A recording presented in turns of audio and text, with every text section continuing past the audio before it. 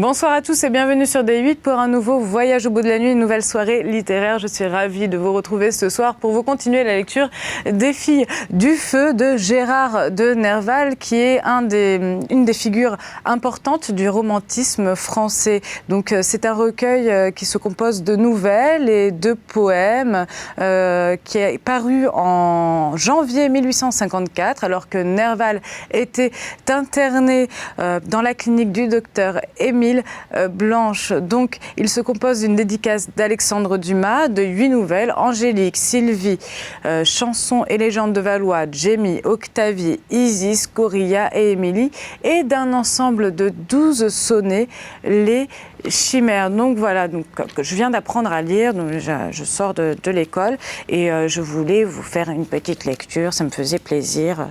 Voilà. Donc n'hésitez pas à réagir sur les réseaux sociaux, n'hésitez surtout pas à nous lancer vos avis, vos commentaires, vos idées et même peut-être quelques petits poèmes. Si je suis touchée par certains, je pourrais les lire en direct. Donc nous allons passer à la lecture.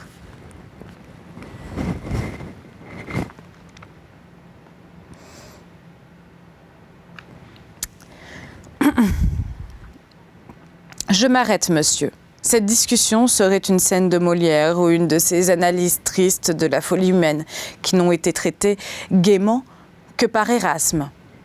En résultat, le bibliophile mourut quelques mois après et son ami eut le livre pour 600 francs. Et il m'a refusé pour 1500 francs, disait-il plus tard, toutes les fois qu'il le faisait voir. Cependant, quand il n'était plus question de ce volume qui avait projeté un seul nuage sur une amitié de 50 ans, son œil se mouillait au souvenir de l'homme excellent qu'il avait aimé. Cette anecdote est bonne à rappeler dans une époque où le goût des collections de livres, d'autographes et d'objets d'art n'est plus généralement compris en France. Il ne faut pas qu'ils voient de nos temps, hein. Encore pire. Elle pourra néanmoins vous expliquer les difficultés que j'ai éprouvées à me procurer l'abbé de Bucquoy.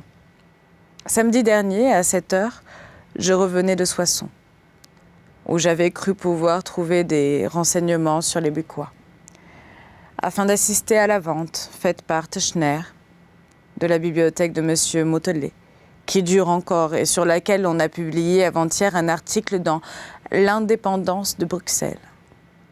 Une vente de livres ou de curiosités a pour les amateurs l'attrait d'un tapis vert.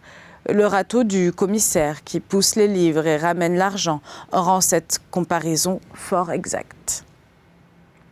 Les enchères étaient vives. Un volume isolé parvint jusqu'à 600 francs. À 10h moins un quart, l'histoire de l'abbé de Bucquoy fut mise sur table à 25 francs. À 55 francs, les habitués et M. Teschner lui-même abandonnèrent le livre. Une seule personne poussait encore. Contre moi. À 65 francs, l'amateur a manqué d'haleine. Le marteau du commissaire-priseur m'a adjugé le livre pour 66 francs. On m'a demandé ensuite 3 francs 20 centimes pour les frais de la vente. J'ai appris depuis que c'était un délégué de la Bibliothèque nationale qui m'avait fait concurrence jusqu'au dernier moment. Je possède donc le livre et je me trouve en mesure de continuer mon travail. Votre, etc. De Vers à Dammartin, il n'y a guère qu'1h30 de marche. J'ai eu le plaisir d'admirer, par une belle matinée, l'horizon de 10 lieues qui s'étend autour du vieux château, si redoutable autrefois, et dominant toute la contrée. Les hautes tours sont démolies, mais l'emplacement se dessine encore sur ce point levé, où l'on a planté des allées de tilleuls servant de promenade, au point même où se trouvaient les entrées et les cours. Des charmilles, d'épines vinettes et de belladone empêchent toute chose dans l'abîme que forment encore les fossés. Un tir a été établi pour les archers dans un des fossés qui se rapproche de la ville. Sylvain est retourné dans son pays. J'ai continué ma route vers Soissons, à travers la forêt de Villers-Cotterêts, entièrement dépouillée de feuilles, mais reverdie çà et là par des plantations de pins qui occupent aujourd'hui les vastes espaces des coupes sombres pratiquées naguère. Le soir, j'arrivai à Soissons. La vieille Augusta Suessonium, où se décida le sort de la nation française au VIe siècle. On sait que c'est après la bataille de Soissons, gagnée par Clovis, que ce chef des Francs subit l'humiliation de ne pouvoir garder un vase d'or produit du pillage de Reims. Peut-être songeait-il déjà à faire sa paix avec l'Église en lui rendant un objet saint et précieux. Ce fut alors qu'un de ces guerriers voulut que ce vase entrât dans le partage, car l'égalité était le principe fondamental de ces tribus franques, originaires d'Asie. Le vase d'or fut brisé. Et plus tard, la tête du franc égalitaire eut le même sort sous la francisque de son chef. Telle fut l'origine de nos monarchies. Soissons, ville forte de seconde classe, renferme de curieuses antiquités. La cathédrale a sa haute tour, d'où l'on découvre 7 lieues de pays, un beau tableau de Rubens, derrière son maître-autel. L'ancienne cathédrale est beaucoup plus curieuse, avec ses clochers festonnés et découpés en guipures. Il n'en reste que la façade et les tours, malheureusement. Il y a encore une autre église qu'on restaure, avec cette belle pierre et ce béton romain qui font l'orgueil de la contrée. Je me suis entretenue là avec les tailleurs de pierre qui déjeunaient autour d'un feu de bruyère et qui m'ont paru très forts sur l'histoire de l'art. Ils regrettaient comme moi qu'on ne restaura point l'ancienne cathédrale, Saint-Jean-des-Vignes, plutôt que l'église lourde où on les occupait. Mais cette dernière est, dit-on, plus logeable. Dans nos époques de foi restreinte, on n'attire plus les fidèles qu'avec l'élégance et le confort. Les compagnons m'ont indiqué comme chose à voir Saint-Médard, situé à une portée de fusil de la ville au-delà du pont et de la gare de l'Aisne. Les constructions les plus modernes forment l'établissement des sourds-muets. Une surprise m'attendait là. C'était d'abord la tour, en partie démolie, où Abélard fut prisonnier quelque temps. On montre encore sur les murs des inscriptions latines de sa main, puis de vastes caveaux déblayés depuis peu, où l'on a retrouvé la tombe de Louis le Débonnaire, formée d'une vaste cuve de pierre qui m'a rappelé les tombeaux égyptiens. Près de ces caveaux, composés de cellules souterraines avec des niches çà et là comme dans les tombeaux romains, on voit la prison même où cet empereur fut retenu par ses enfants. L'enfoncement où il dormait sur une natte et autres détails parfaitement conservés. Parce que la terre calcaire et les débris de pierres fossiles qui remplissaient ces souterrains les ont préservés de toute humidité. On n'a eu qu'à déblayer et ce travail dure encore, amenant chaque jour de nouvelles découvertes. C'est un Pompéi carlovingien. En sortant de Saint-Médard, je me suis un peu égarée sur les bords de l'Aisne, qui coulent entre les oserets rougeâtres et les peupliers dépouillés de feuilles. Il faisait beau, les gazons étaient verts, et au bout de 2 kilomètres, je me suis trouvée dans un village nommé Cuffy, d'où l'on découvrait parfaitement les tours dentelées de la ville et ses toits flamands bordés d'escaliers de pierre. On se rafraîchit dans ce village avec un petit vin blanc mousseux qui ressemble beaucoup à la tisane de champagne. Une tisane de champagne. En effet, le terrain est presque le même qu'à Épernay. C'est un filon de la Champagne voisine qui, sur ce coteau exposé au milieu, produit des vins rouges et blancs qui ont encore assez de feu. Toutes les maisons sont bâties en pierre meulière, trouées comme des éponges par les vrilles et les limaçons marins. L'église est vieille, mais rustique. Une verrerie est établie sur la hauteur. Il n'était plus possible de ne pas retrouver Soissons. J'y suis retournée pour continuer mes recherches en visitant la bibliothèque et les archives. À la bibliothèque, je n'ai rien trouvé que l'on ne pût avoir à Paris. Les archives sont à la sous-préfecture et doivent être curieuses à cause de l'antiquité de la ville. Le secrétaire m'a dit « Monsieur, nos archives sont là-haut, dans les greniers, mais elles ne sont pas classées. » Pourquoi ? Parce qu'il n'y a pas de fonds attribués à ce travail par la ville. La plupart des pièces sont en gothique et en latin. Il faudrait qu'on nous envoyait à quelqu'un de Paris. Il est évident que je ne pouvais espérer de trouver facilement là des renseignements sur les Bucquois. Quant à la situation actuelle des archives de Soissons, je me borne à la dénoncer au paléographe.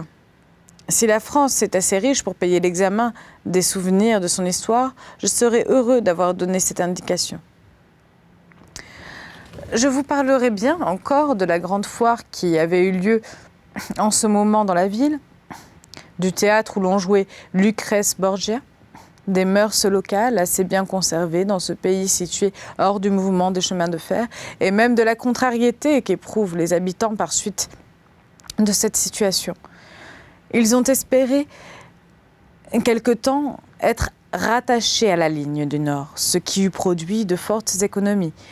Un personnage puissant aurait obtenu de faire passer la ligne de Strasbourg par ces bois, auxquels elle offre des débouchés. Mais ce sont là de ces exigences locales et de ces suppositions intéressées qui peuvent ne pas être de toute justice. Le but de ma tournée est atteint maintenant.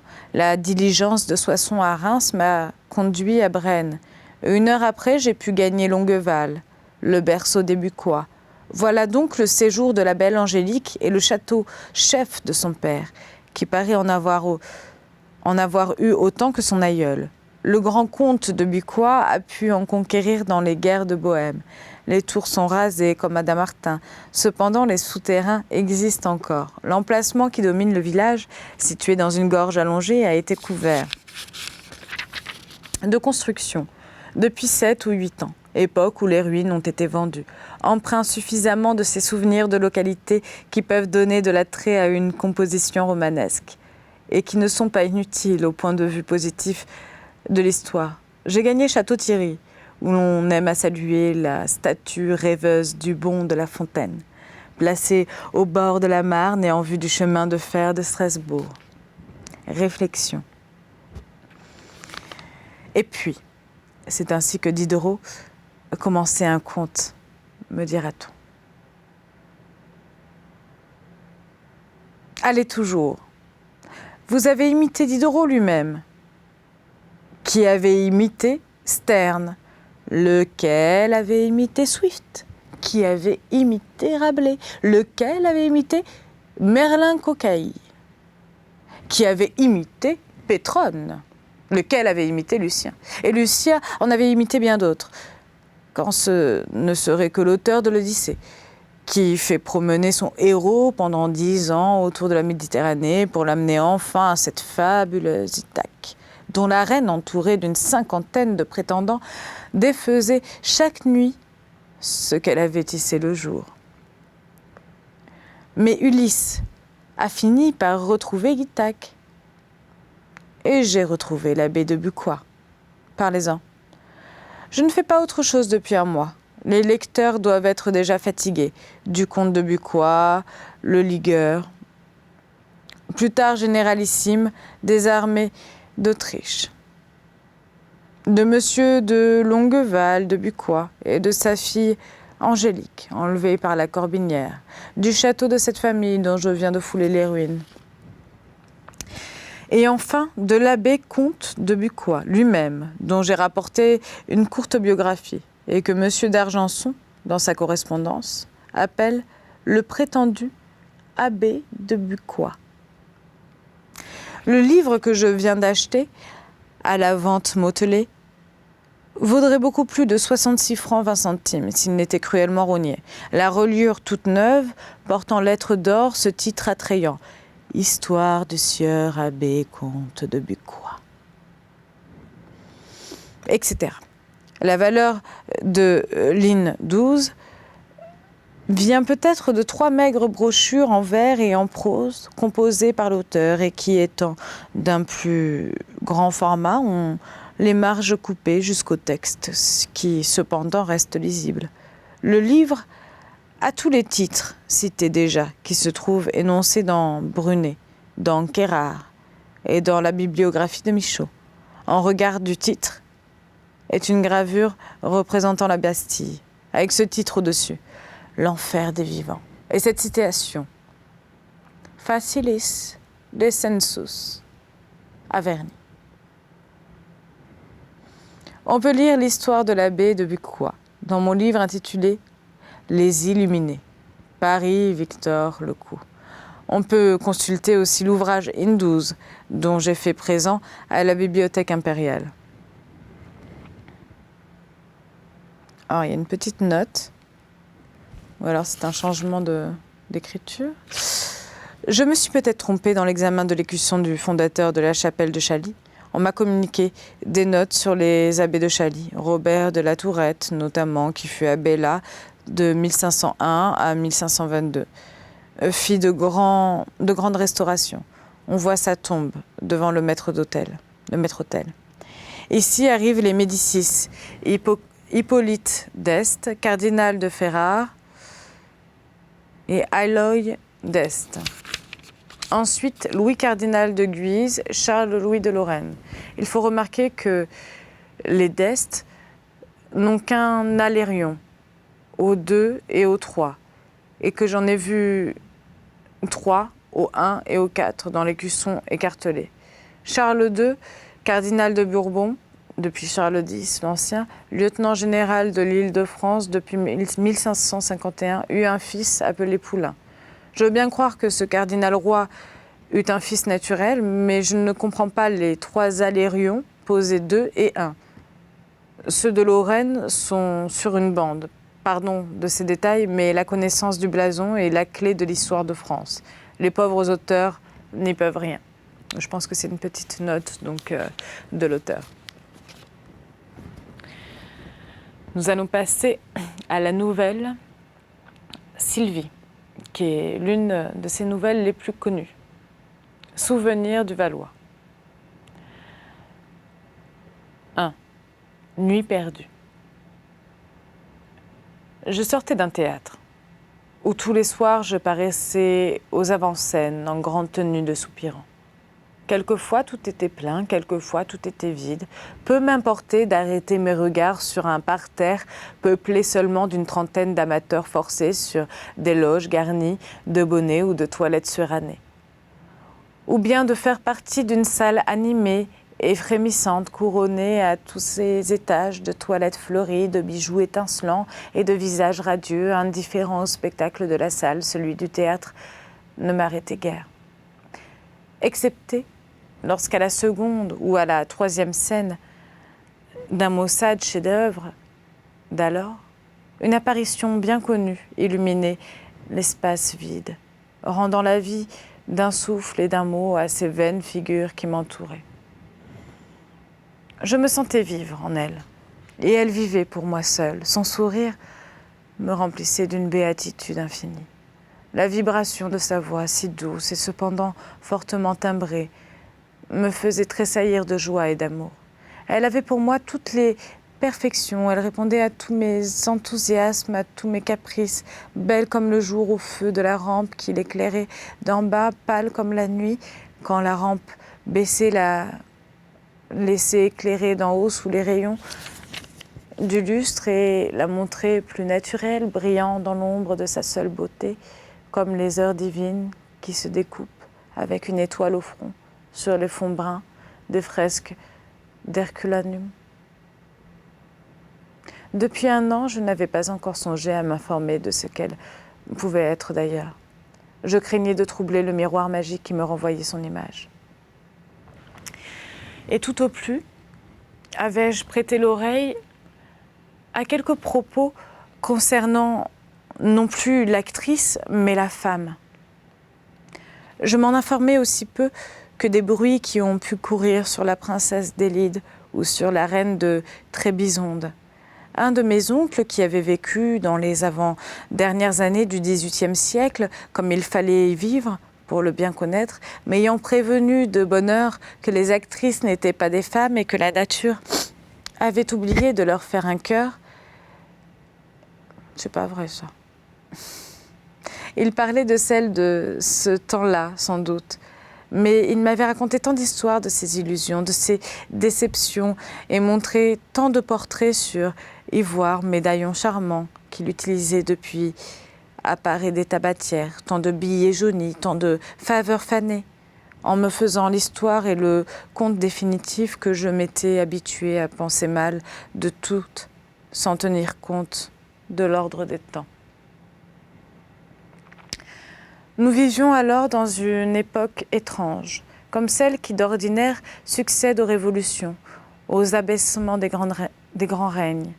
Ce n'était plus la galanterie héroïque comme sous la Fronde, le vice élégant et paré comme sous la Régence, le scepticisme et les folles orgies du Directoire. C'était un mélange d'activité, d'hésitation et de paresse, d'utopie brillante, d'aspiration philosophique ou religieuse, d'enthousiasme vague, mêlé de certains instincts de renaissance, d'ennui, des discordes passées, d'espoir incertain.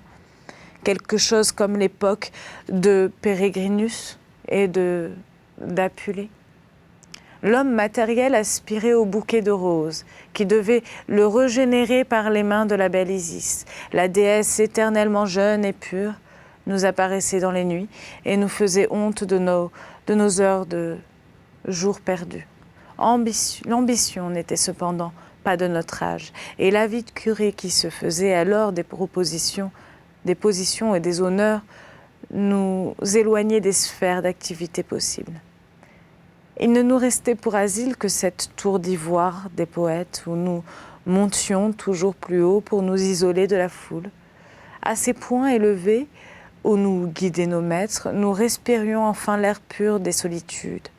Nous buvions l'oubli dans la coupe d'or des légendes. Nous étions ivres de poésie et d'amour. Amour, hélas, des formes vagues, des teintes roses et bleues, des fantômes métaphysiques. Vue de près, la femme réelle révoltait notre ingénuité. Il fallait qu'elle apparût reine ou déesse et surtout n'en pas approcher.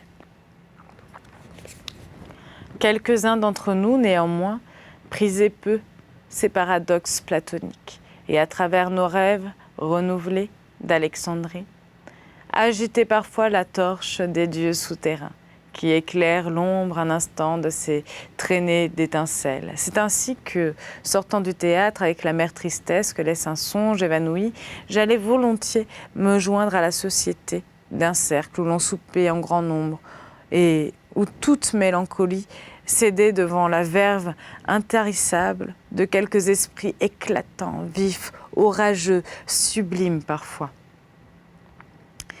tel qui s'en est trouvé toujours dans les époques de rénovation ou de décadence, et dont les discussions se haussaient à ce point que les plus timides d'entre nous allaient voir parfois aux fenêtres si les uns, les turcomances ou les cosaques, n'arrivaient pas enfin pour couper court à ces arguments de rhéteurs et de sophistes. Voilà, c'est ainsi que je vais terminer donc cette lecture. J'espère que vous avez passé un agréable moment. Je vous dis à tout bientôt pour la suite de la lecture et très belle soirée à vous. À tout bientôt.